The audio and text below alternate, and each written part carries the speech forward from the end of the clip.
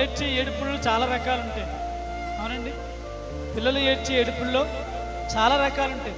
అన్ని ఏడుపులకి మనము react అయిపోతామా? React అవ్వం. కొన్ని రకాల ఏడుపులు ఉంటాయి.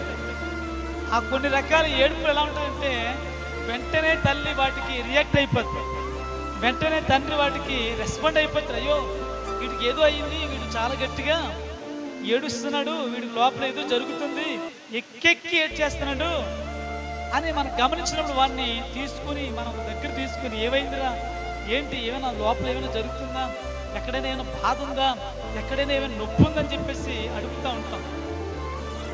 చాలాసార్లు మనము ప్రార్థన చేస్తాం, కానీ కొన్నిసార్లు మన ప్రార్థన సమాధానం రాదు.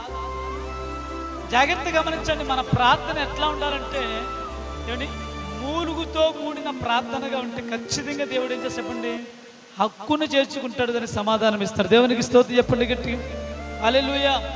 బైబిల్లో రాయబడిన మాట, వారి మూలుగును దేవుడు విన్నాడంట. ఏం విన్నాడంట? వారి మూలుగును దేవుడు విన్నాడంట. అంటే మూలుగుతో కూడిన ప్రార్థన. మన ఇంట్లో చూడండి, ఏమన్నా అలా అస్తమానం మూలుగుతూ ఏజండి, ఏటమ్మా అలా ఎడుతున్నావు అవుతాం, వెంటనే రెస్పాండ్ అవుతాం.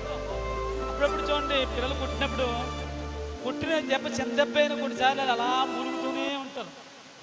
ఏటమ్మా చెందెబ్బే కదా కొట్టాను, జాయిగే కదా కొట్టాను, ఎదుటమ్మా అలా ఏడుస్తున్నావు అంటే మీకు ఎలాగ అనిపిస్తుంది, నాకు ఎంత గట్టి తెలియదో అంత నిజం. పిల్లరా జాగ్రత్తగా గమనించండి, మూలుగుతో కూడిన ప్రార్థన ఖచ్చితంగా దేవుడి సన్నిధి చేరుతుంది. దేవునికి స్తోత్రం.